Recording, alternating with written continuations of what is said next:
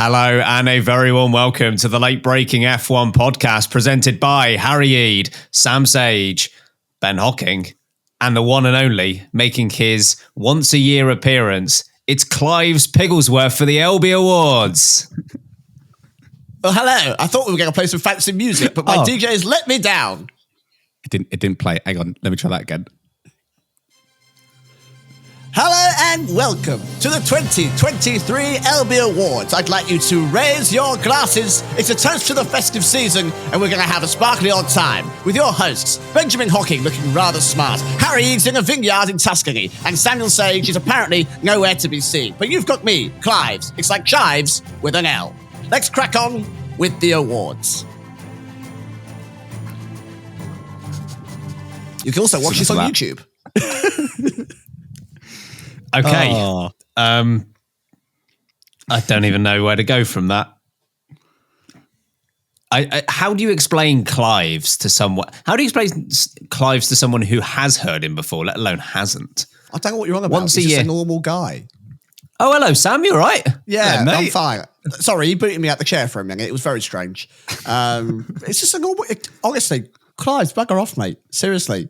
Get back in the cupboard. No, I want to hear from Clives. How's your year been? Yes, it's been rather good, thank you. It's been quite dark, and I've not been on holiday. I've just been stuck in the cupboard. Honestly, I've been polishing these awards that you give out every year, and Sam does not let me eat anything. I'm quite starved. That's not what he's talking about. Sam, Quite rude. Why don't you let him eat anything, Sam? Answer to Clive Honestly, as well, mate, not to us. It's the cost of living crisis, isn't it? You know, because he lives. I've only got enough fat mouths to feed. This podcast doesn't pay enough. Clives, He's in the cupboard. He doesn't understand that. Leave me alone, Sam, you horrible man. This is apparently the year that me and Clives have a rivalry on the show rather than getting along. got retaliation for that, Sam? No, get on with the awards, please.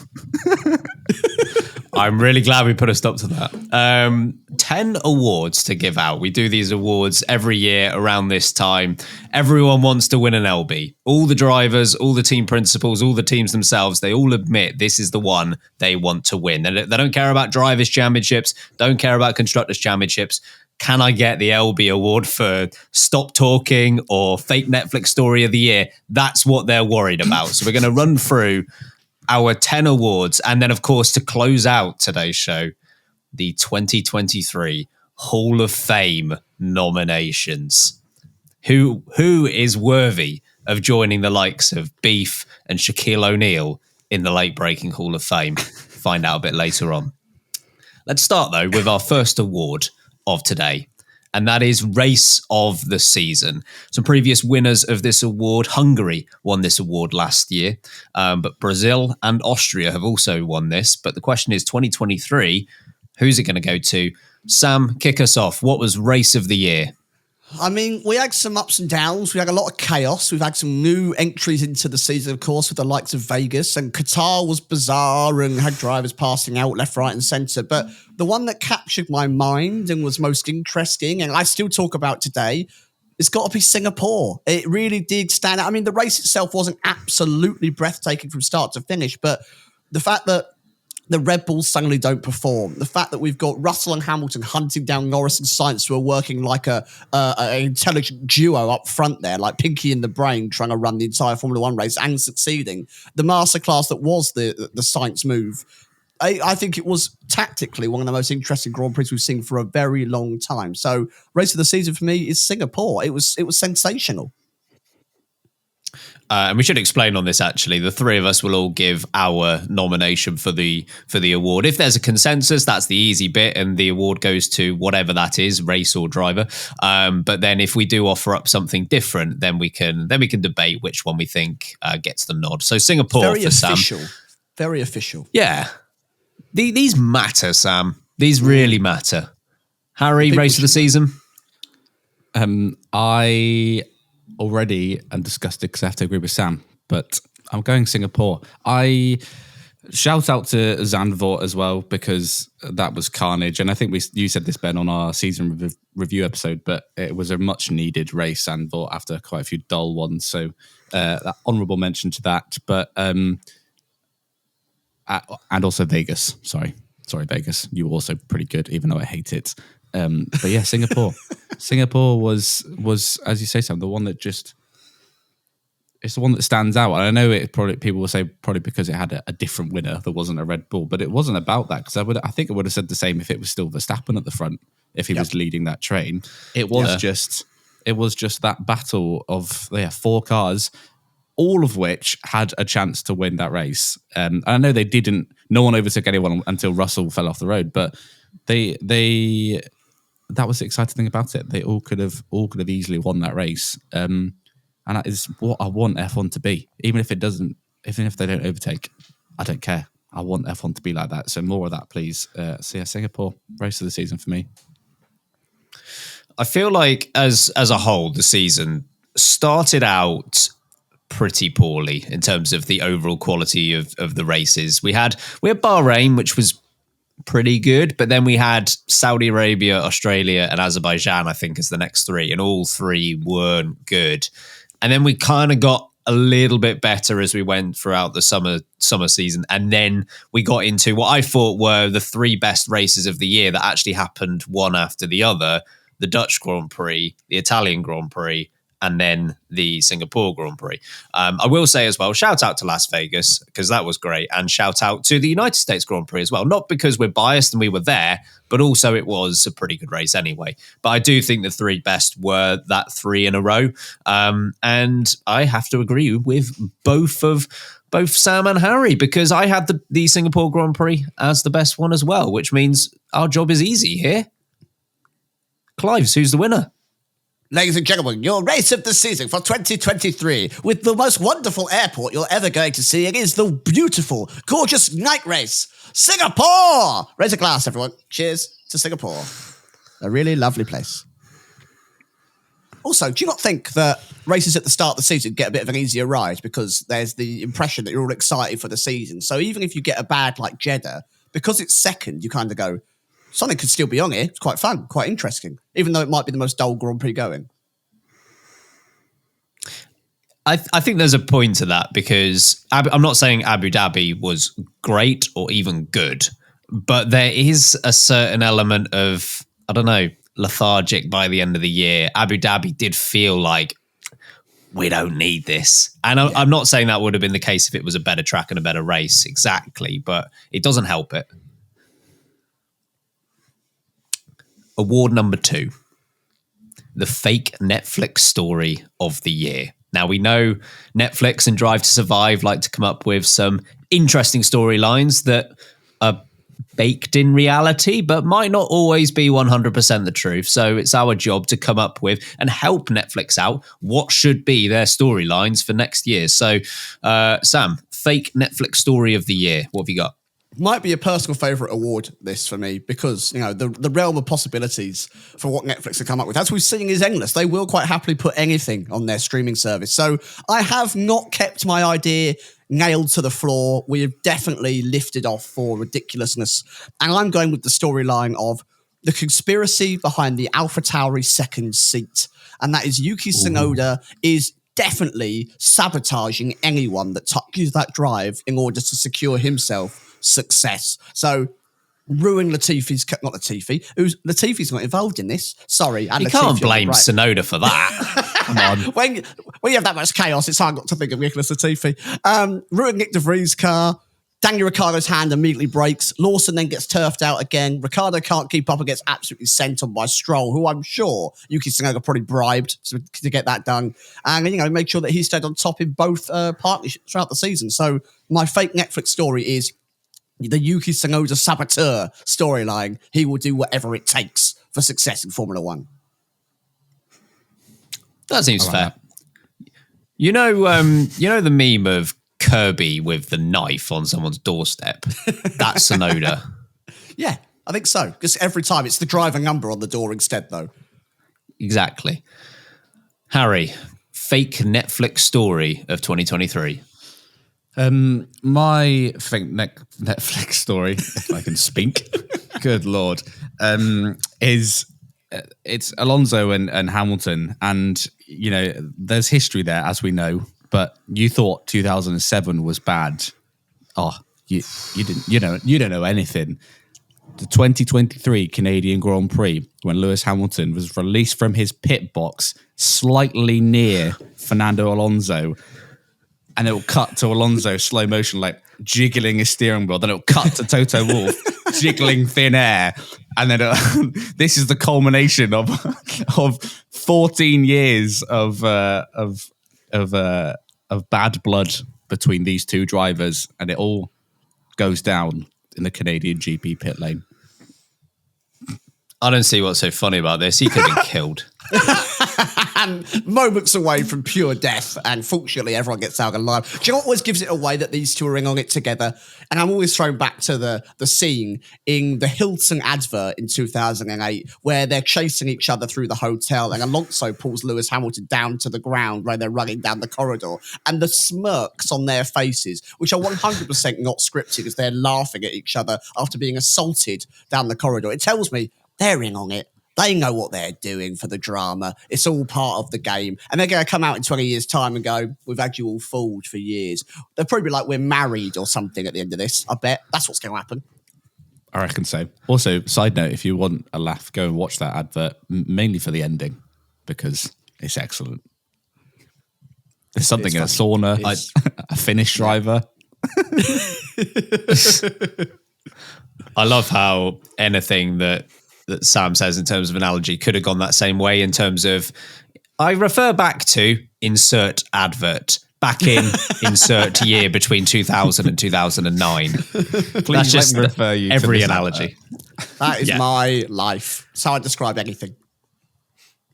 I've got two nominations here. Firstly, a quick one: Max Verstappen causing the track issues at Las Vegas because he doesn't like the race. Like, he's actually out there sabotaging Little it. mechanic. Exactly. But my leading Max Verstappen. I'm actually going to go with a different one as my leading nomination here, which is Oscar Piastri maliciously injuring Daniel Ricciardo at the Dutch Grand Prix because there's only room for one Aussie in F1. Oh. This town ain't big enough for the both of us, boy. An Aussie off. Exactly. Piastri intentionally crashed, and then Daniel Ricciardo, only to make Daniel Ricciardo crash after him and break his hand. We've got a lot of contenders here.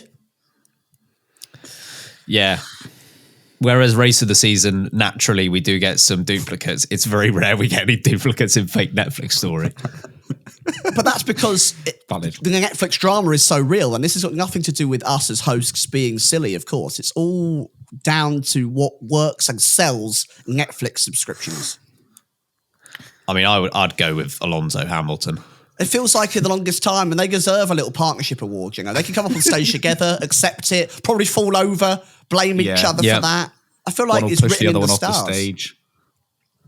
Oh, yeah. Daniel Ricciardo won it last year as well. So, you know, he's already got his award for fake Netflix story for his battle for 37 with Sebastian Vettel. So get out of here, award winner Daniel Ricciardo. Well, if we're all in agreement, Clives can sign it off. Ladies and gentlemen, raise your glasses to the two kings and queens of Formula One, Lewis Hamilton and Fernando Alonso, for the rivalry of the year. They're going to kill each other at some point, and it will all be a joke. That's the fake Netflix story of the year. Cheers! Okay, so it's a good awards ceremony so far for Fernando Alonso, Lewis Hamilton in Singapore, because of course that makes sense. We now next go to one of my favourite awards, the Nicholas Latifi Memorial Award. He's not dead. It's just to clarify. He's not dead. We just wanted to do it in his memory. Oh, man. Nicholas Latifi, and he's fine. Bit of context on this one, folks. This is actually Rookie of the Year, which we call the Nicholas Latifi Memorial Award because he was the first recipient of it because he was the only rookie. Can we get a sponsorship on this, please? I should clarify as well, actually. Even though he was the only rookie that year, Harry still did try and give it to Nico Hülkenberg. But Rookie of the Year for 2023 What have you got, Sam? I mean, it was a tough choice, everyone. We had a couple of big options to go for, but it did just fall into the path of Oscar Piastri for me. Fantastic entry into the sport. And Logan Sargent really was creeping up on him at the end of the season. I thought it was going to be a close call, but it was just that sprint victory in Qatar. And, Logan did get into Q3 that one time in Zandvoort, which I thought was close to rivaling it. But, what a great point, Sam. Right? Very equaling achievement. But for me, it's Piastri that takes the Rookie of the Year. Unlucky, Logan. Count yourself unlucky. You were very close to taking this one home. Harry, you going to give it to Nico Hülkenberg again? I was thinking, can I give it to Daniel Ricciardo instead? Does he count as a rookie? No. It's our awards. You can do whatever you want. No. No, obviously I won't give it to Daniel Ricciardo in the same way I wasn't allowed to give it to Nico Hülkenberg. I am going to have to go for Oscar Piastri. I'll shout out Liam Lawson as well because, that guy got thrown into Daniel Ricciardo's AlphaTauri seat at the last minute and then obviously had to do quite a few races and was quite impressive in that standing role. But yeah, Piastri he's just snuck in ahead there of Logan Sargent, hasn't he? A whisker. A whisker away. He's had a very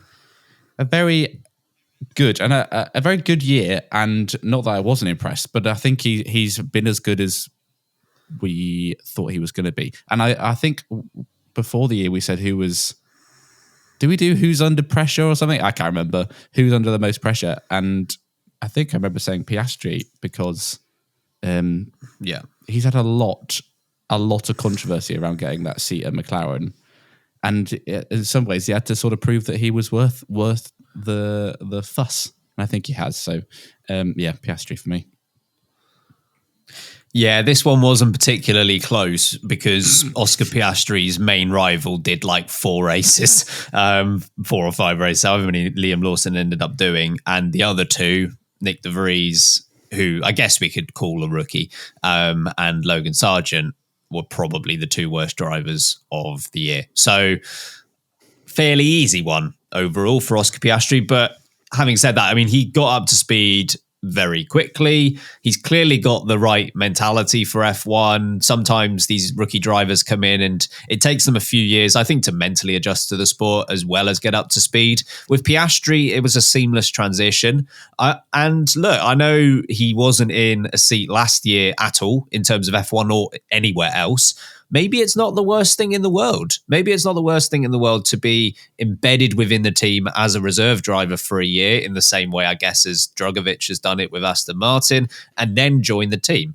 We always say about the absence of racing being a problem, but maybe Piastri's proving that isn't always the case. But I was impressed by Piastri this season, and this one is an easy shoe-in award for him. Clives? Well, I imagine we're more exciting than Oscar is, as he's the most level-headed, down-to-earth man of all time. So, Oscar, you have won Rookie of the Year, or the Nicholas Latifi Memorial Award. God rest his soul. He lives in Gatella forever. Reward. And then it goes to you, Oscar Piastri, the man who lives on the other side of the planet from me. And we are delighted to say Oscar Piastri is not here to accept this award. Thank you, Oscar. Anything you want to say, Oscar? No, all good. Right. That'll do it for the first set of awards. More awards after this break. See you after the break. Clives, can I ask, what are you actually got some sparkles there you're drinking? It's lemonade with some glitter in it. It's only 11 a.m. It's all an illusion. No, I haven't had a drink for 365 days. One sip and I'll be gone. I'll be off with the fairies.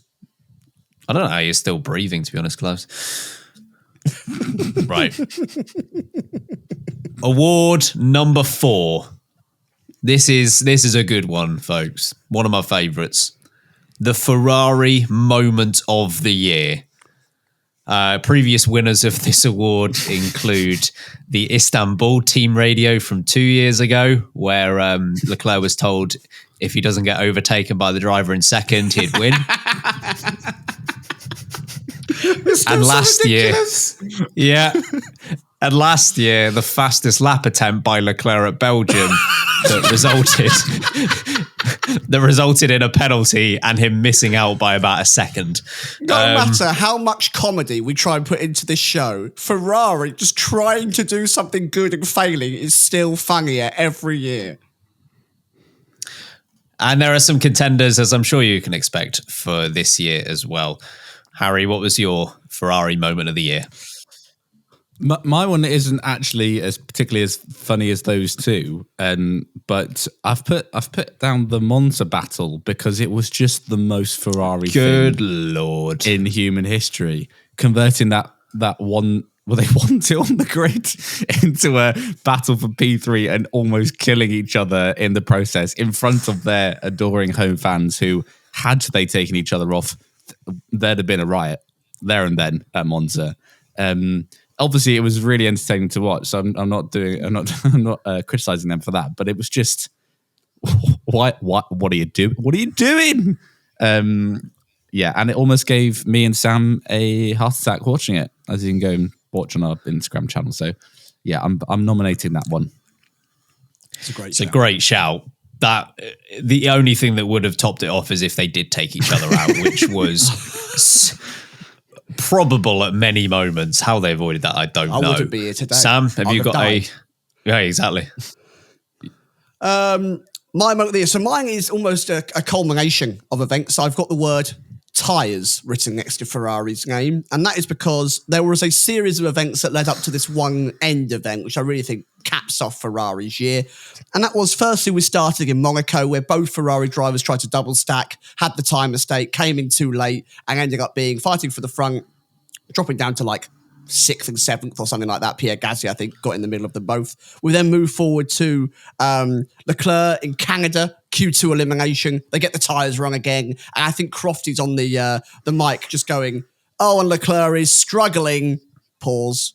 Struggling. And Leclerc is literally wrestling the car as it's falling off the track with the wrong set of tyres. Brilliant again. And then we've got the Hungary slow tyre change again. Just fantastic pit stop execution again from the Ferrari boys. But then the one that caps it all off is the Dutch Grand Prix, where Leclerc comes into the pit lane to service the change in tyres, and there are no tyres. None.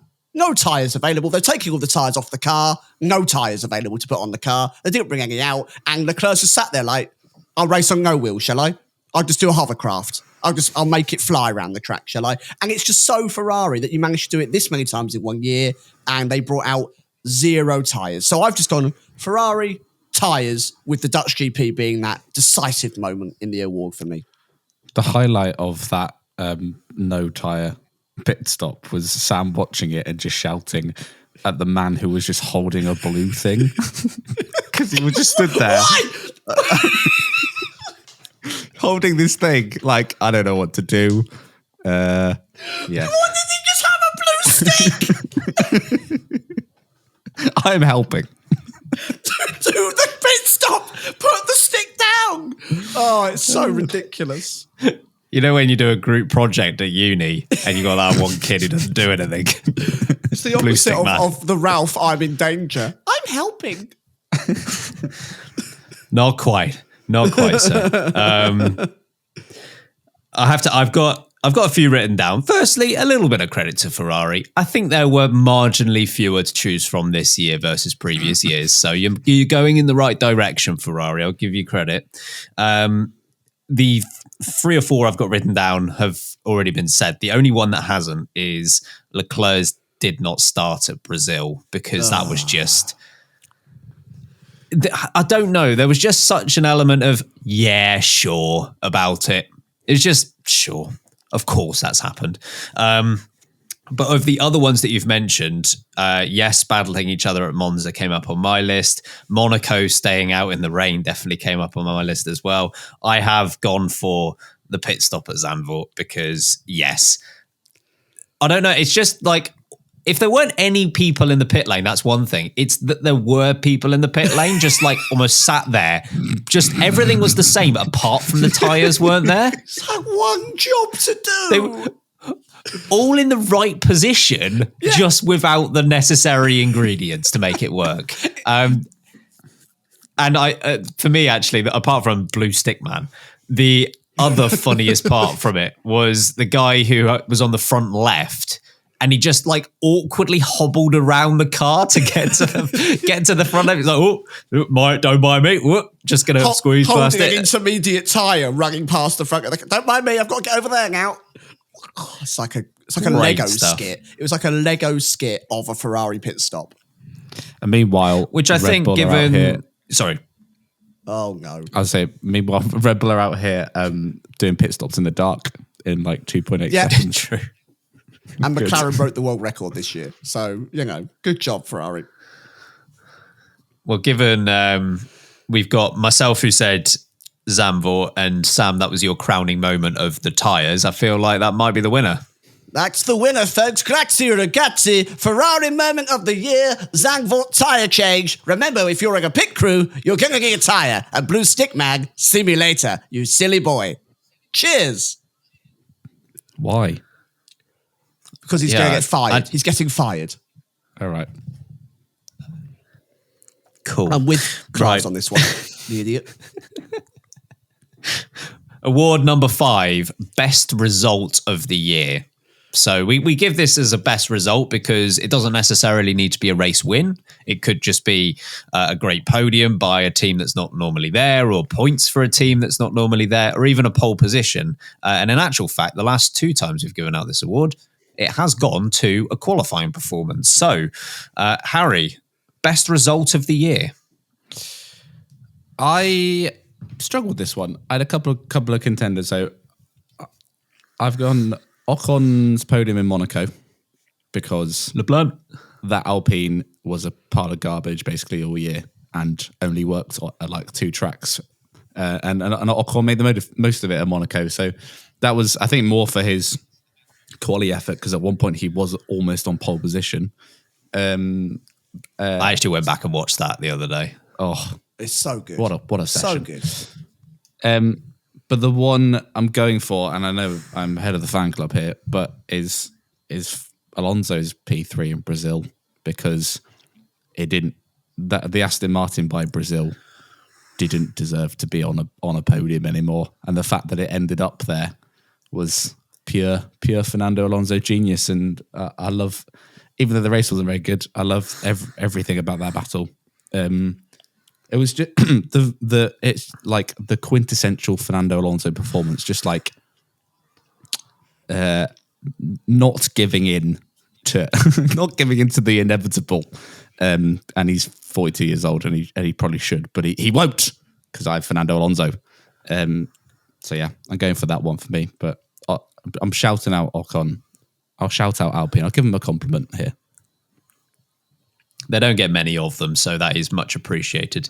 I'll just run through some of the names I've got written down here. So Carlos Sainz win at Singapore, as we've kind of already touched on, very impressive in terms of the way he strategically used his DRS. Alex Albon, his P7 at Canada, and how he held off like half the grid in order to get that. I thought that was really impressive.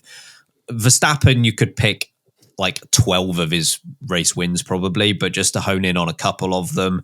Zandvoort, he was a long way behind Perez and won that fairly comfortably. Hungary, he absolutely dominated, and Miami, which I think we've all picked out as a pretty important win on the year. And also his pole at Monaco was pretty damn good. Also, just one shout out for Lando Norris, actually. I thought his second place at Brazil was very impressive because he basically beat everyone by a pit stop apart from Max Verstappen.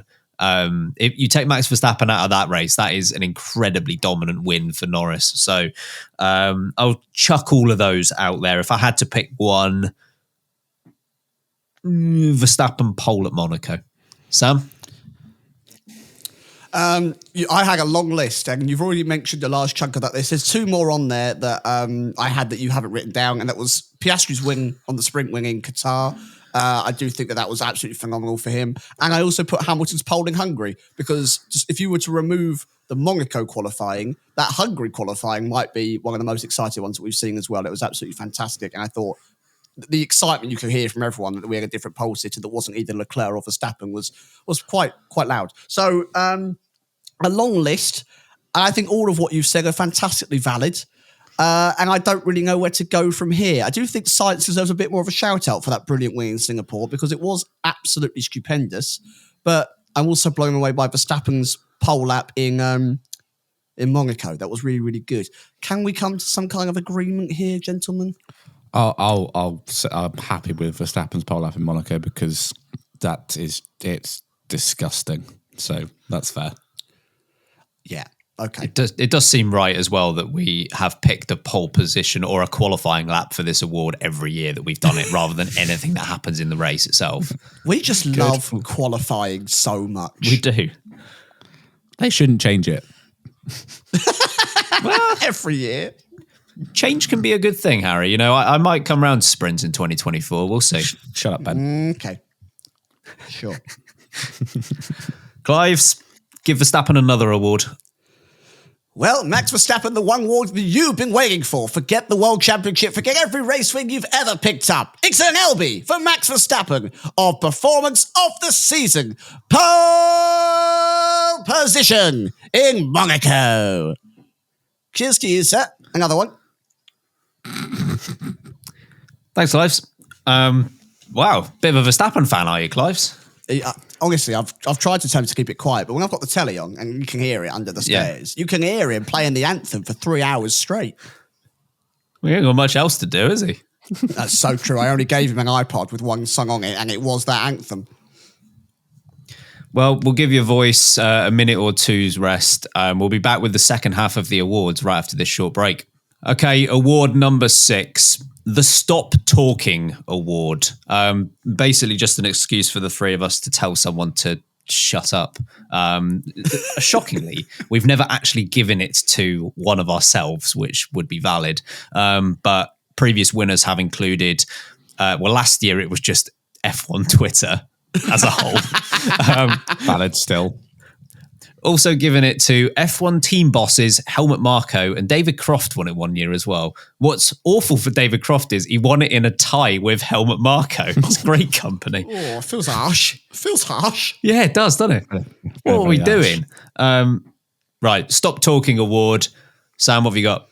I've just gone in broad for this one. Again, I feel like that's part of the award that we keep it slightly open, but I've just gone with Frederick, Ian Anderson themselves. It started off not great, right, with the track limits and not understanding how to apply your own rules and the 5-second penalties for absolutely everything.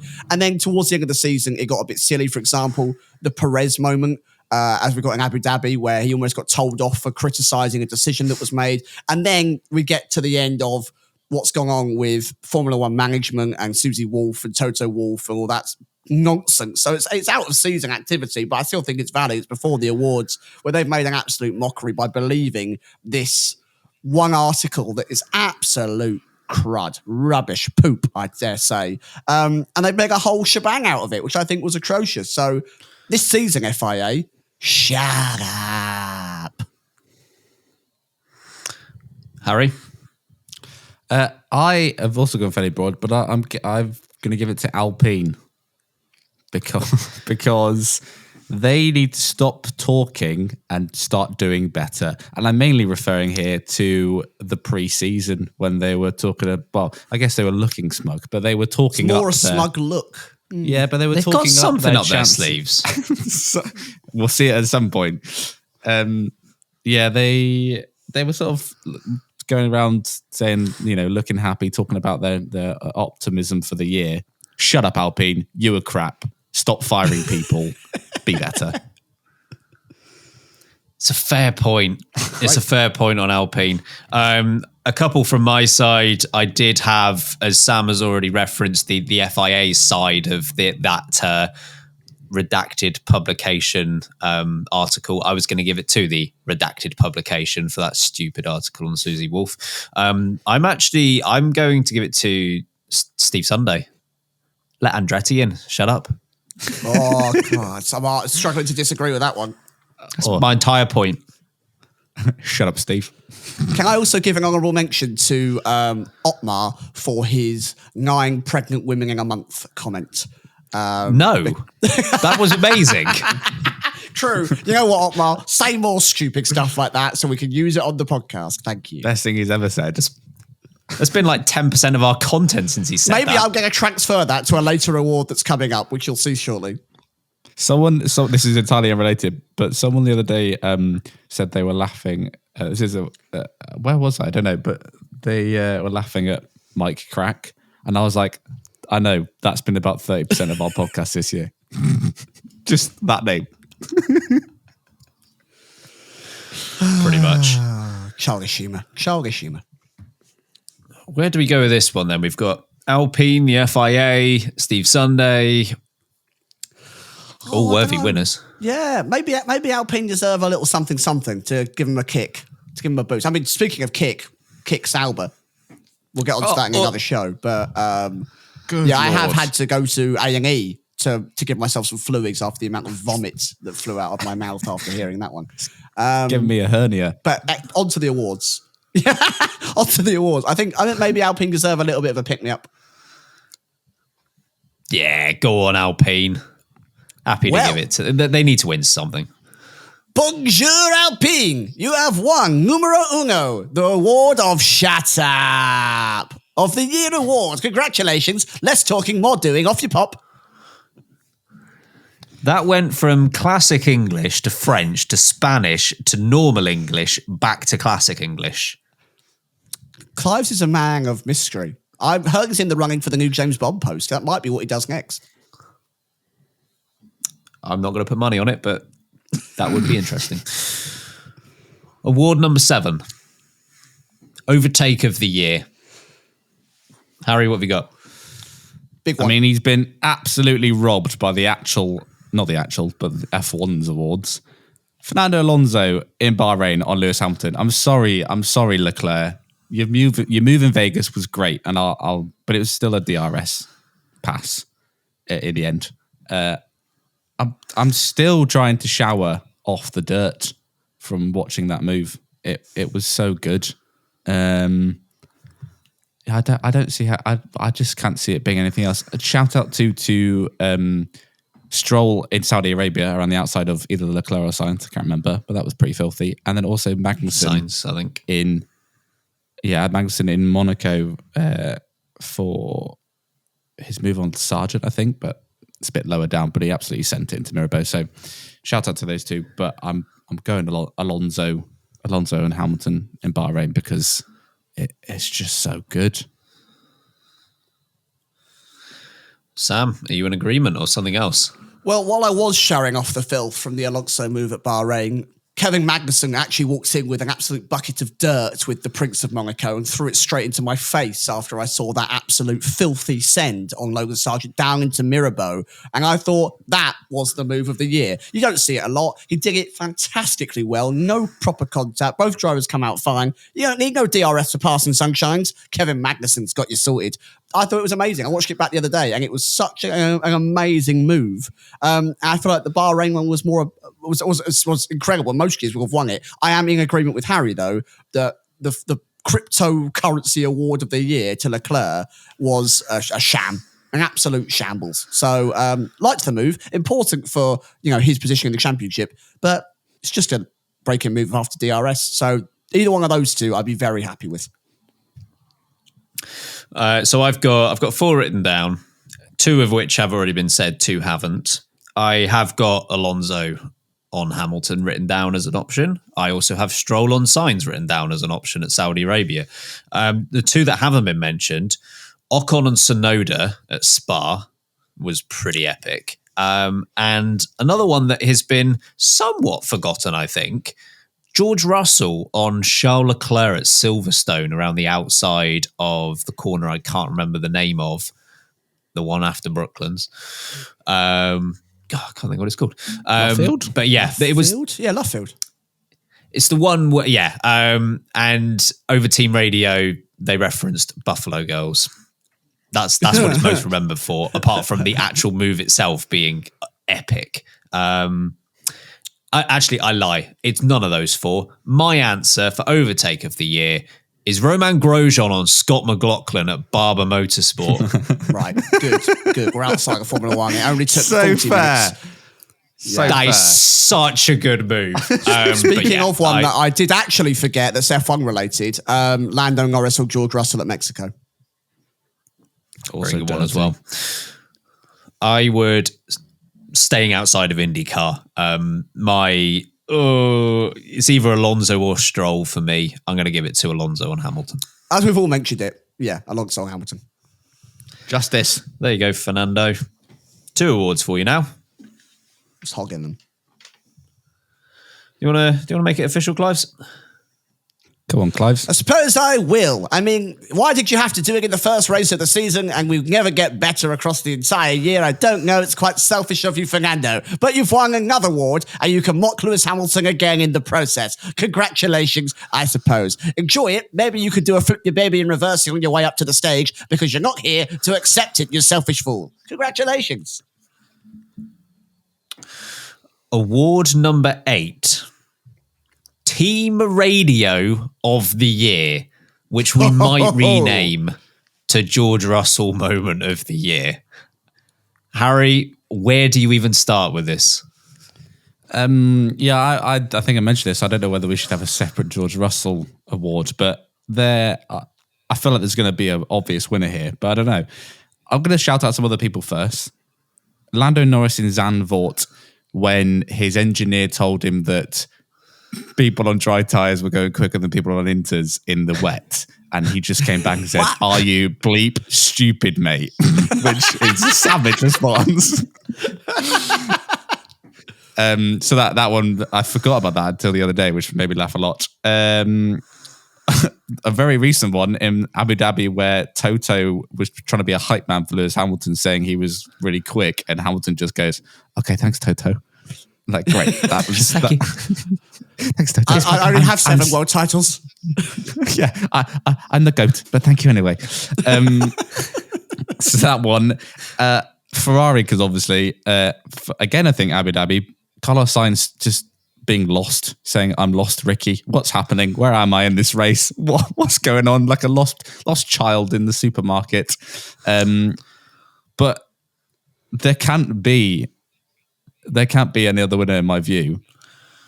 It's George Russell thinking it's raining, or spitting, as you'd probably say. And in fact, it's just sweat coming from his own head. That's comedy gold. You couldn't make that up and be as funny. They're so good. So George Russell in Spain with no rain for me. Spain in no rain. Sam, what about from you? Some really brilliant options there, Harry, and a couple that I forgot about, especially the Toto Wolff one, which really does make me laugh. I've also got a couple on here, but I will come to a conclusion. But I've got Yuki over the radio, which is still so sensational, and went down a treat on this podcast. You guys all joined in, and it was amazing to see somebody do it. And also, after the overtake, I think of Lewis Hamilton, when he got the move done and went, "Yes, bye-bye," and drove off, was also a sensational radio moment. It's so Fernando Alonso to hear him come across the radio like that. I loved it. But the final one I had down was George Russell in Spain. Is it just spitting? Or maybe it's just sweat coming off my own face, because what a line while you're driving at 200 miles an hour to come across with that you might go, "Oh, the driver think it's raining? No, maybe I'm just really sweaty." Probably that is phenomenal. And he had so many, so having to pick from George Russell's collective group of radio messages was ridiculous, and that was a great one. I've got 2 others that haven't been mentioned that I do want to give a shout out to. Liam Lawson in Japan talking about his caffeinated start and how that lit him up. That was great. And I don't remember the race itself. It was some point in the middle of the year, I think, but it was Toto Wolff again over Team Radio, just begging with Lewis, "We know the car's awful, just please drive it." I can't remember what the race that was. Yeah, it's just please drive it. But the obvious winner is sweat inside the helmet. Spain, George Russell. Here's how good that team radio message was. In the exact same race, the exact same driver, George Russell, over team radio, said the phrase, bloody Nora, and no one remembers how funny it was because of the sweat line. So that is an obvious winner.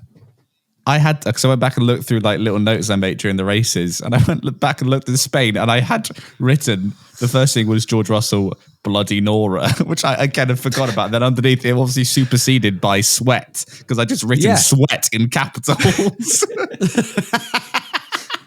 It's the mark of a true high performance athlete. Yeah. Well, Clives, I don't think there's any surprise on this one, but if you could give George Russell his LB. George, it's already in the post, and it is covered in my sweat because I got so excited at wrapping it for you. You can say, bye-bye to all the other contenders because you really were the GOAT of the radio. We love you. We'll see you next year. Congratulations on your LB. I've got a theory here that Clives, the character, just gives Sam a license to be slightly weirder than normal. What are you on about? That's foolish. Definitely Every not. time he talks, I pop out for a cup of tea. Sure. Gus, how many teas you have, mate? Well, it's the same tea. I just keep it warm. Just have a couple of mouthfuls and come back in. I'm not chugging mugs of tea every 8 seconds he talks. They call me Sam in 27 teas. Based on this podcast, I don't know if that's true or not. Who knows what's real anymore, mate? Well, then, so just to recap some of the winners thus far, we've got 2 more awards to go. But Max Verstappen's won an award, Oscar Piastri, Lewis Hamilton, the Singapore Grand Prix, Zandvoort, or Ferrari at Zandvoort, Alpine, George Russell, and Fernando Alonso, who has 2 more LB wins than he's got F1 wins this year. But you've got 2 more awards still to go. Podcast moment of the year. Oh boy, Sam, where do we start on this one? Yeah, I don't know. This is the one that I struggled on the most, and it's mainly because I haven't got a very good memory. But a couple of key moments that stick out to me, but I was hoping that you guys would supply me with some great comedic moments of the past. I had our lovely fans joining in with the Yuki radio moment and all sending in their individual which we did a great compilation of on social media. It was very, very funny, and you're all top sports for doing that. Really, really good. I've also just put down Otmar and his 9 pregnant women as a moment of the podcast because that gave us more content than maybe some races did this year, which I thought was absolutely sensational. But I couldn't bring it down to just one specific moment. Boys, I don't know if you've got one key moment that you wanted to raise for this award. I can do you 3 better. I've got 4. Oh, Okay. Fernando Alonso as Lord Farquaad from Shrek. yeah, yes. That is a great Photoshop. Well done. Lord Farquaad. This one's from me, I guess. Accidentally calling our Discord listener Crazy Predator instead of Crazy Preacher. And then he turned up to the live show and said, I'm Crazy Predator. Which is a great line in its own right. The worst bold predictions of all time. Oh, that might have been I had that one down.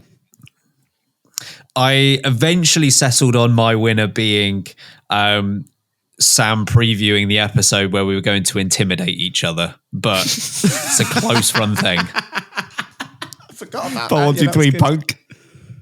I'm going to kill you. Get it wrong. Anything from you, Harry? I'd forgotten about where the actual episode where we intimidated each other or imitated. That doesn't win. The episode itself is not the winner. We almost undid everything we built up here with one episode, and that was it. So that's not winning. We tried. I had the predictions down that we made for Mexico that we made in the US. Still, we were still there. They were just awful. Me trying to split onions rather than hairs. Oh, splitting onions. It's a classic. Very Shrek-like. Very, very Shrek-like. So that one's up there. Shout out to our live show because that's a big old podcast moment of the year. Serious one, yeah. Yeah, like an that's not funny. actual serious moment of the year. Sorry. Well done, It us. was still funny whilst we were there. I mean, in particular, so many highlights from that show, and it was amazing. We're still sad about the fact that it's done. But highlight was doing a live poll of who liked sprint races, who didn't like sprint races, and who was indifferent. There was one person who was indifferent, and they replied with the yeehaw, which is the greatest response Texas. to anything being indifferent. That was so funny. So yeah, shout out to all of them. I think I might have to go for our predictions our Mexico predictions. They were terrible. Like, how can you be that wrong? All three of us that wrong. So many years we've done Formula One content. You think we could have some understanding of analysis and trends and how it might work, and we could not have been more off the mark on that set of predictions. I think it's got. Well, can we just remind the listeners what those predictions were? Because Harry, your prediction was that Sergio Perez was going to win. Yeah, and he was out on the first corner. My prediction was that Ocon was going to be in the top 4, and he finished 9th, maybe, after actually being in 16th for nearly the whole race. And then, Sam, yours was related to Aston Martin. I can't remember exactly what was it. Both in the top 6 or something along those top lines? 6, and then I think they double DNF'd. They double DNF'd, yeah. Yes, good. That's a worthy winner in my book. Yeah, the bold predictions takes it. Bold prediction time. There's good news. We cannot physically do worse than the USGP. It's not possible. Well, what have you got then? I reckon both Aston Martin's top 6. This one won't sound very bold, but Sergio Perez to win. So, when I said Ocon would be top 4 at Zandvoort, Oh, no. I actually meant Mexico. Hold, you're going to double down on just Ocon? Yeah. Go on then, Clives. Clives. Well, the only award that wasn't a bold prediction was you guys nominating yourself for being absolute morons. Congratulations on your own, LB. You can't do anything right. I don't know how you have a show. Well done. Fair point. We just put that award in so we can win something. It's nice to win. Feels good. I can't remember, podcast moment of the year. We won an award this year. Didn't even mention it. Oh, yeah. Which you all voted for. Yeah. We are so rubbish at this. We really are. We won podcast of the year. Sports podcast of the year. Oh, yeah. I forgot we were award winners. That happened this year. Also, we went to a Williams Go on. fan zone twice. We didn't mention that either. That's good. Yeah. Thanks, Williams. We You appreciate came out that. to meet us. That was amazing. What a year. Stupid show.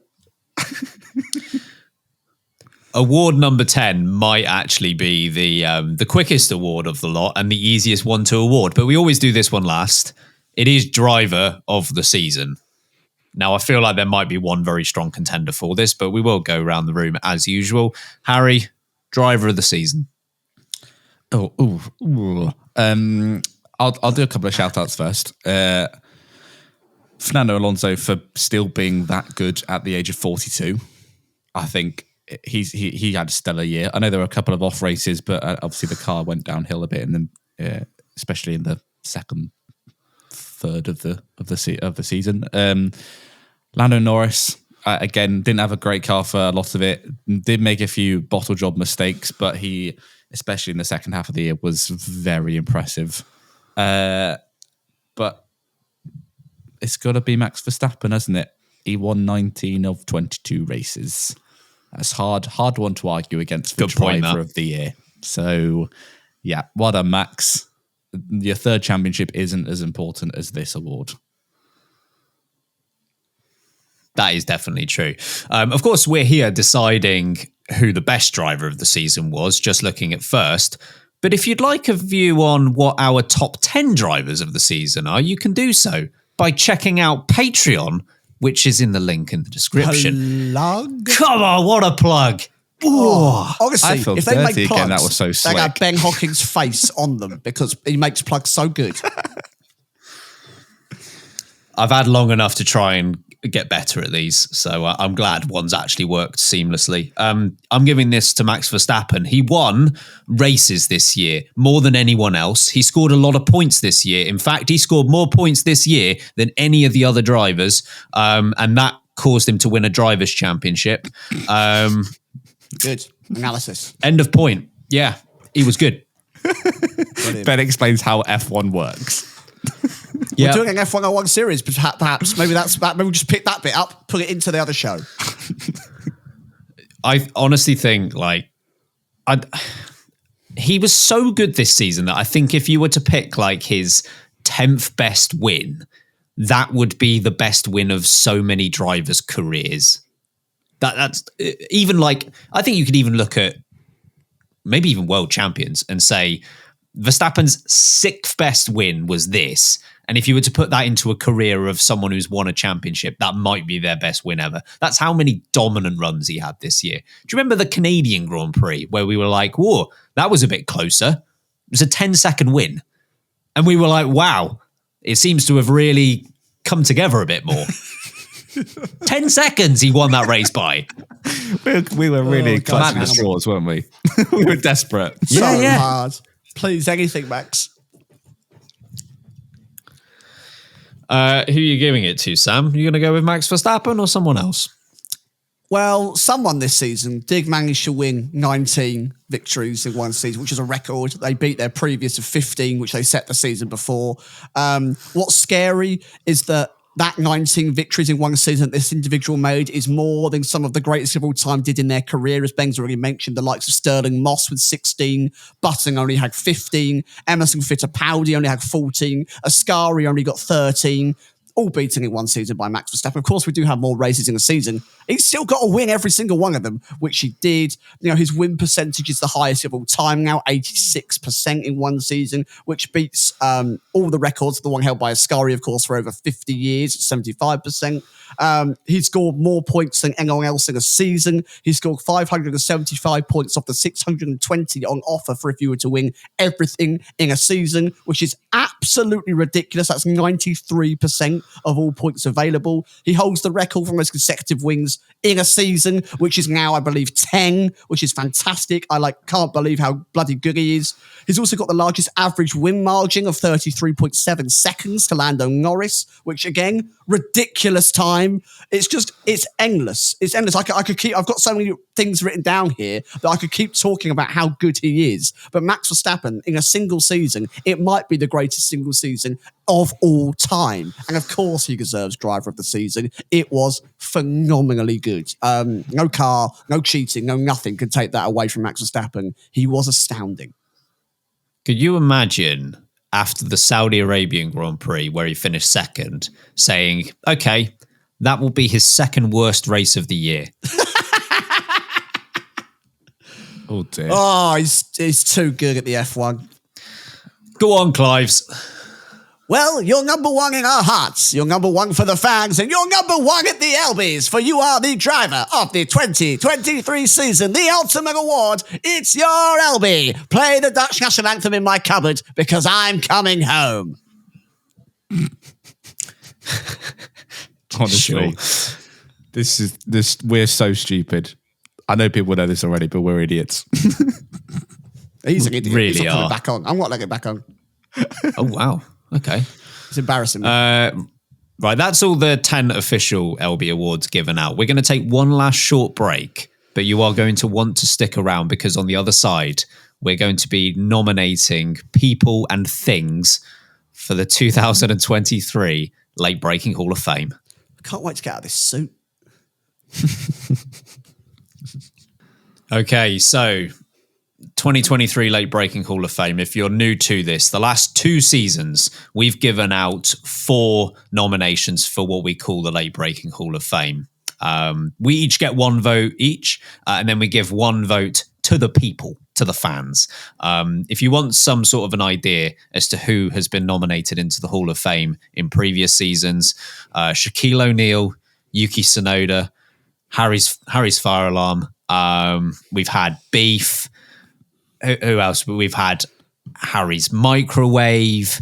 Dave Benson Phillips is in the Hall of Fame. very normal Ian the names Cat's that have there. gone on. Ian the Cat's there. Jean-Pierre Jabouille, or Jean-Pierre Jabouille, as Sam likes to call him. He got correct nominated last year. So we now find out. I tried to say who, but it's never just who. It's also random objects. Who and what will be nominated for 2023. Let's start with the people, because we put this out as a post on Instagram and indeed on Twitter to find out who you thought should be nominated. And should we just run through some of those that have been said before we get to who we're going to give it? I don't know who's going to be the overall winner. For Beer Ben got a nomination, a bit of a late entry into the year, but George Russell's Team Radio got a mention. The metric system, Harry's soundboard, that definitely got a mention as well. Fahrenheit, Shrek, Machine Gun Kelly, 3T Sam, Sweaty George Russell, Harry's Discord alerts, multiple shout outs for Ralph Wiggum, sandwiches, Charlie Labali. There was a lot in here. I'm sure I've missed out some as well. The LB Abacus, Rye Guy gave himself one. Clacton Pier. Sorry, my favourite one that was so random. Didn't get any likes, but I really liked it. Barry Manilow. Yeah, I was about to say that. It's so good. Why? Yes, Barry Manilow! Did he get a mention? Barry Manilow get a mention? No, nothing on the show. Anyway, Her name was Lola. However, sure. However, there was one name that came up multiple times and got the most likes as well, which I think is deserving of this award. I have to say, this person very nearly got the award last year, just missed out, and rightly inducted this year. I think it's only fair, now we've met the man himself for two, that Live Laugh Latifi is a Hall of Famer. Oh, Hey. good Lord, he deserves it. Well done, LLL. What a lovely man you are. You make this show better, and we need it. it really does. Have we got some clapping, Harry? Got to be one on there, surely. Why don't we just play one of his jingles or the Gammon Juice Scoop Dog parody that is sat there? That might be a bad idea. The clapping won't play. Okay, so play the Gammon Juice. Here we go. Play. It's not going to work, is it?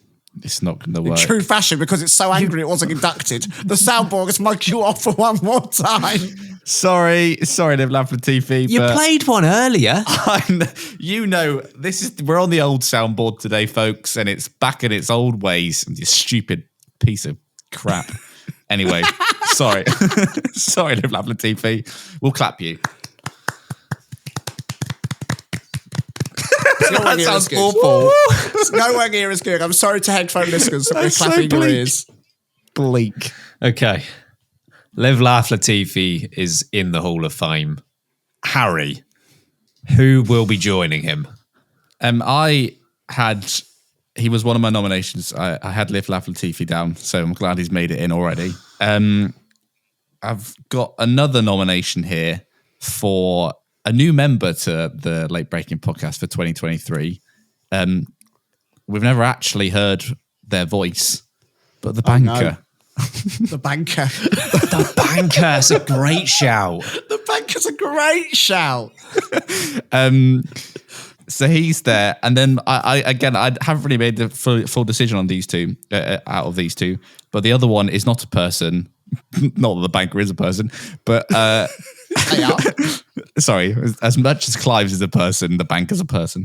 The other one I want to induct is the Mercedes apology letter after Bahrain, because So good. that is without doubt one of the stupidest things I've seen an F1 team do after a race where they've scored some decent points.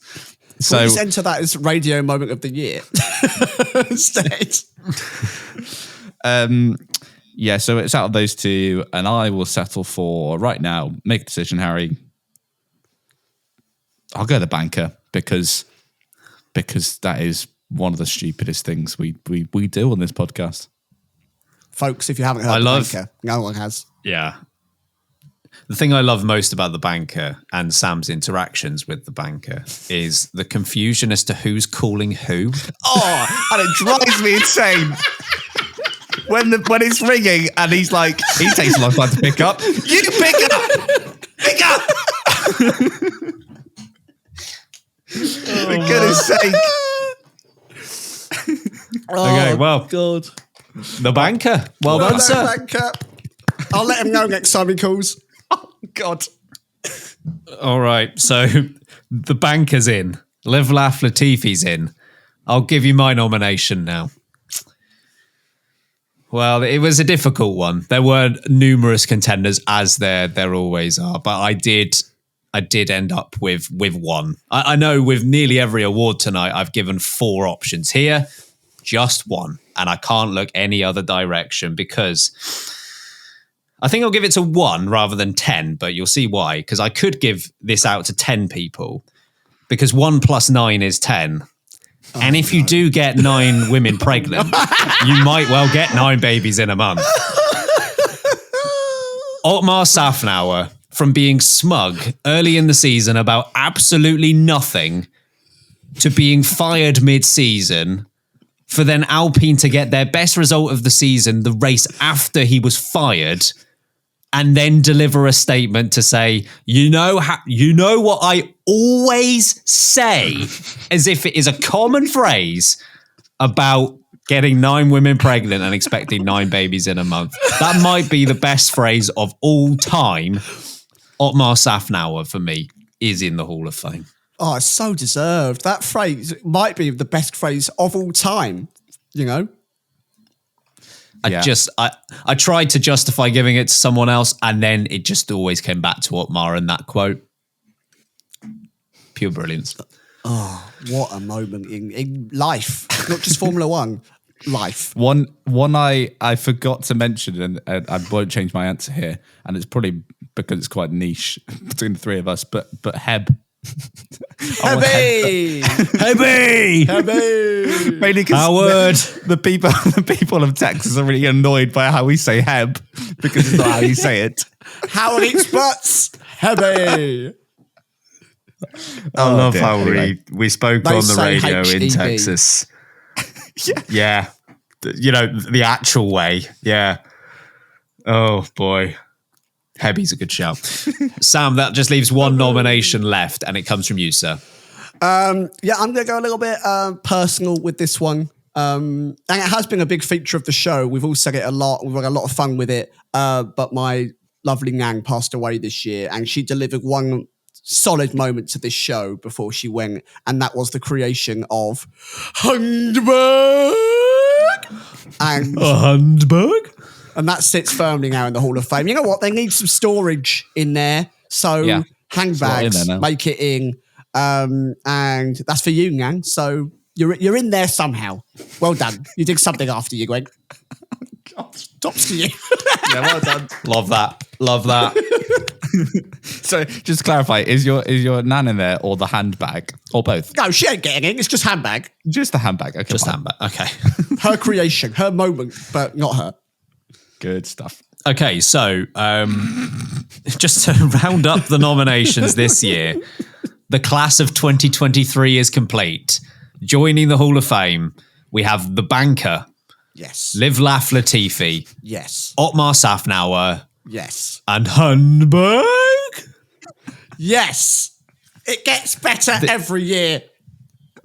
Unbelievably, this might not be the most weird set of entries we've had, which is saying something. It's also a first. It's the first time we've done the Hall of Fame and something of Harry's has not been inducted.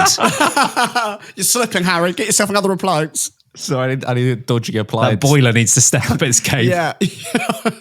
I tell you what, maybe next year the lamp or the light in my spare room that's hanging on by a thread, and that because no one ever sees that on the podcast, but it's hanging on for dear life.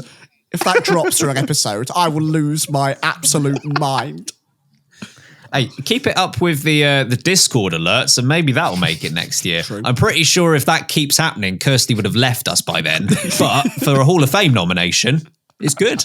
Hey, Kirsty's Google Meets badung of her re-entering the meeting. Yeah, it's that's not fair. a That's bad a- shout either. That's a good shout. Multiple times. I'll do it for the LB Awards, I guess. Oh, it's over. It's over for another year. Honestly, this episode is what reminds me how dumb this podcast is. Every year we do this and I go, why does anyone listen to this? Yeah, thousands and thousands and thousands of you Exactly. do every single week. And we've built something, a community that you're all a wonderful, brilliant part of. We couldn't do it without you. So for another year, thank you so much, because we're getting to the point where we can almost do this full time. Maybe by the end of next year, we might be having those conversations. And that's because of you listening. I mean, if you want any evidence as to how weird this podcast is, by the way, apart from listening to this entire episode, just look at our most recent reviews, because after prompting people to review on a previous episode and just writing the word milk, all of our reviews for the last week are just milk, milk, Harry's massages and milk. Just anyone not knowing what we do. Goodness me. That's so funny. I love that so much. I bet it looks like we're like a spam bot or something. Arguably, we are. Yeah, with the spam bot of podcasting. Oh dear. Right. Would you mind getting us out of here, Sam and Clives? You can bugger off. Back to the closet with you, mate. You've had your time. Thank you so much for joining us. You've been so wonderful. I hope you've loved the LBees again. Let us know your thoughts. Anything that maybe should get an early shout for next year, of course, you need to start keeping it ready now. Join the Discord. We ask in there as well. We do loads of different stuff. There's a Discord racing league that concludes today. That's going on. You could be involved in that next year. Loads of other chit chat. We've also got Patreon, as Ben mentioned, and you get extra content. We've done 2 extra episodes again for December. Beer with Breaking, gaming nights, discount on merch, and birthday shout outs come every single time. Follow us on social media, Late Breaking F1 everywhere. And this is all being on YouTube as well. So if you'd like to see me wearing a suit, Harry in a vineyard, and Ben just looking bloody handsome, then you can do. It's over on YouTube. Subscribe there. I think we're going to hit the big 5K, which is halfway to the big 10K. That We aiming have for hit the Silverstone. 5K. I I think we have, haven't we? I thought I saw that yesterday. Celebrate good times. Come on. We're at 5K, baby. That's 5K in 5 years. That'll be 2028 is going to be a great year. I can't wait for us to get Silverstone 2032. We've maybe hit 9.5K. Well done. Please keep supporting us over there. It means the world. I think that's absolutely everything. You've been wonderful. And in the meantime, I've been Samuel Sage. I've been Ben Hocking. And I've been Harry Eads. And remember, keep breaking late. See you for another year. Bye.